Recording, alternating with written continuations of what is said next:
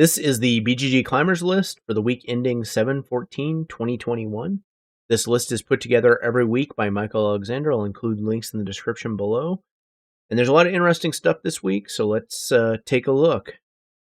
We'll start with the notable followers. There's actually a fair amount of them that I like. One is Mechs vs. Minions. This game is starting to get a little bit old, and it's starting to drop slowly down the list. Anachrony as well, even the new, I think it's like Essential Edition or something, can't really revive this. It's already got a lot of ratings, and it's going to start, falling down the list, I think. This is a little bit newer game, Lord of the Rings, Journeys in Middle-earth. It looks like it's peaked roughly in the 80s somewhere. And Crokinole is hovering basically where it's always been for quite a long time. And finally, Through the Ages, A New Story of Civilization. I actually thought this one had a chance at hitting number 1 at one point, and now it's down to number 9. I don't see this going up anymore. It's already got 24,000 ratings, and it's continually falling as newer games replace it on the top 10. So this one will probably fall out of the top 10 eventually. So let's look at the ones below the top 10 games real quick. One is Witcher Old World. So this one, again, this is a Kickstarter based on The Witcher. I think the rulebook came out. Maybe some people rated it based on that. It's really hard to know with Kickstarters. We've also been watching, not that one, Oath. So Oath is doing pretty well, especially after the Shut Up and Sit Down review. It's getting 1337. Leet. It's moving up. It's actually starting to do a little bit better than it was for a while. It was continually dropping in ratings. We'll see how this one does. It might actually, kind of to my surprise, maybe this will hit the top 100. Let's see. Dune Imperium continues to do amazingly well. I think there was a reprint of it that's only going to make it do better. This one is probably going to hit the top 25 this year.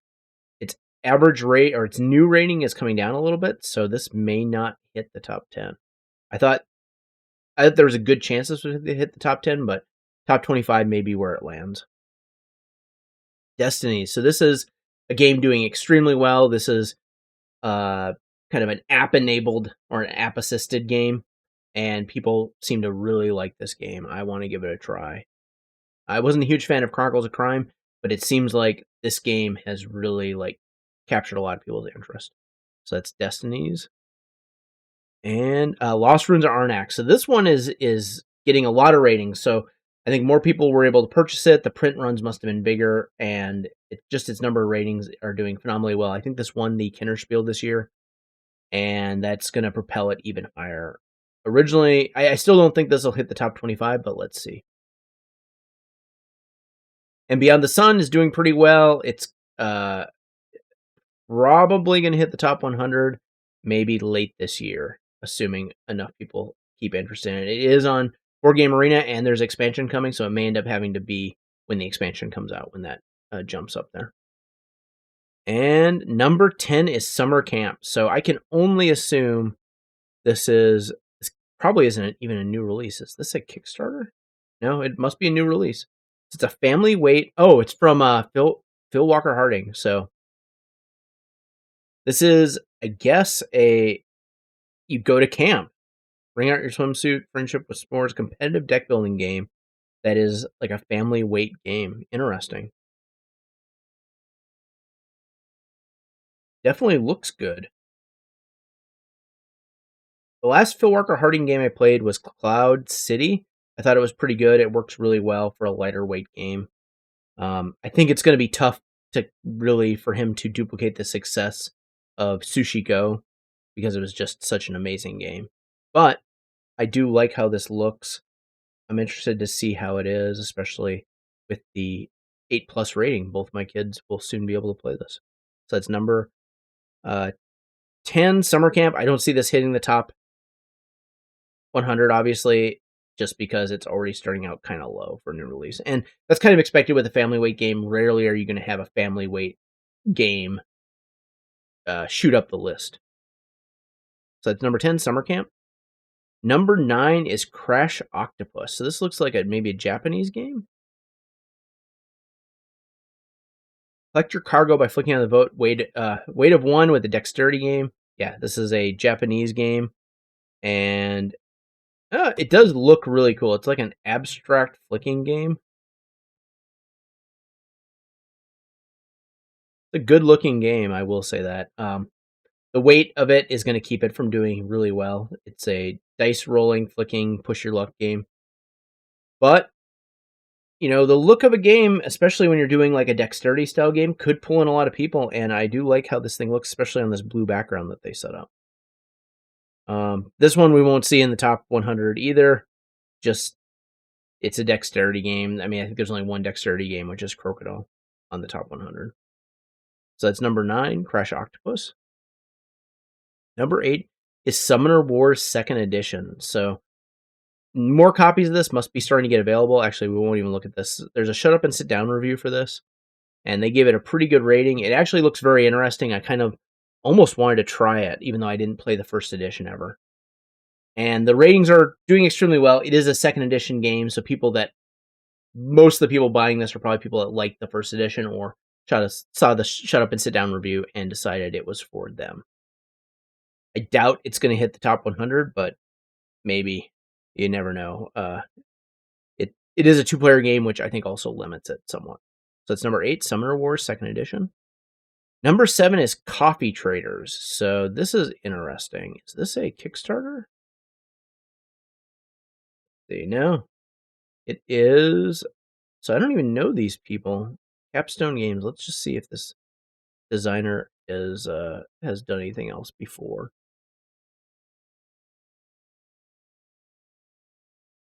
Wildcatters. Okay. So he hasn't done much since Wildcatters came out, but I know there's a lot of fan of Wildcatters, or lots of fans of Wildcatters. So that is probably why this is an interesting game. And it's expensive, $120. So I'm assuming, I mean, I like the colorful pieces. Interesting. Wow. So this is, I don't know, almost looks like a worker placement game. Take a look at it, see what the mechanisms are. Economic, farming, instrument manufacturing, action points, area influence, contracts, and turn order password. So this will be interesting to see how this one does. This is a really heavy game. I mean, 3 hours is a long game, especially if they're saying it's going to take that long. Let's just take a quick look at the comments on this, because there are many similar. I think this is shorter, which is a plus, but less elegant.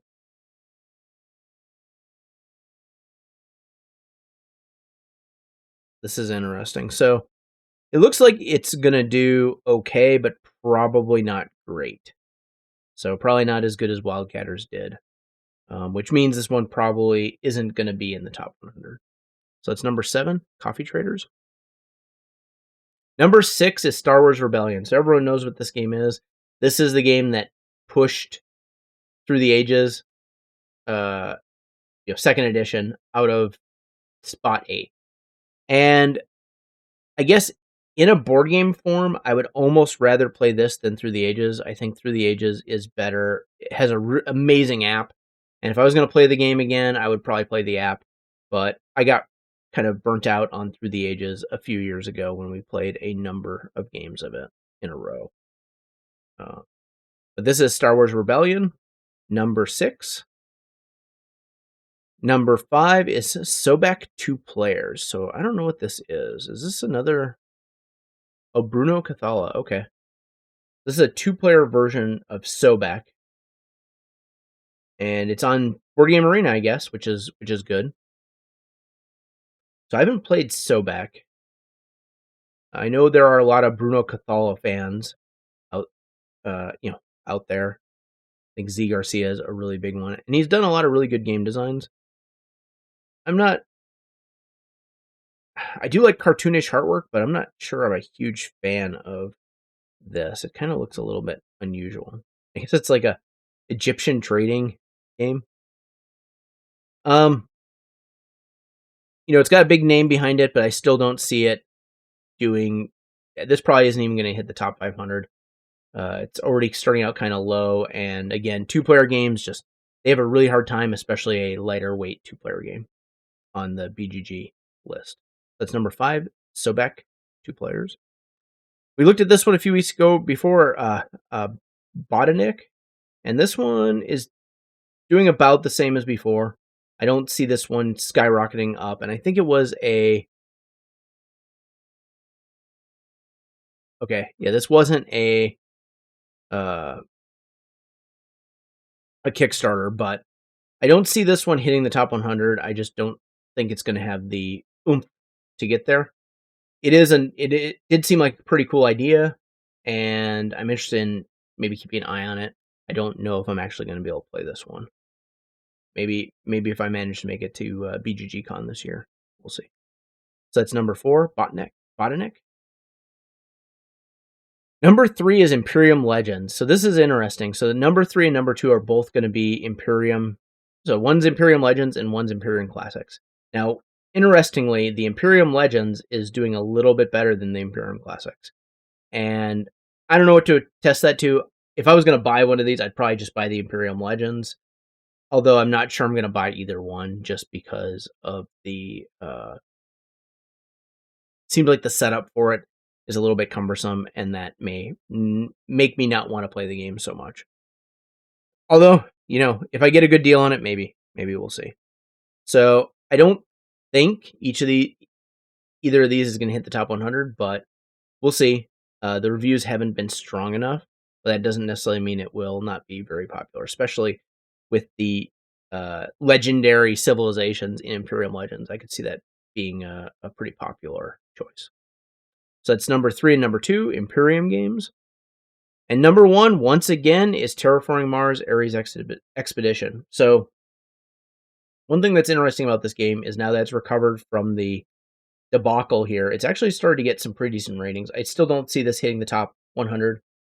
I don't think it's a strong enough game, and I think that a lot of people that are going to pick it up are going to maybe want a shorter version of Terraforming Mars, not a slightly shorter version of Terraforming Mars, which is what this game is. And a lot of the criticisms I've heard are that it takes away the most interesting parts of Terraforming Mars. Now, maybe there'll be some house rules or something that brings some of that back in. I don't know.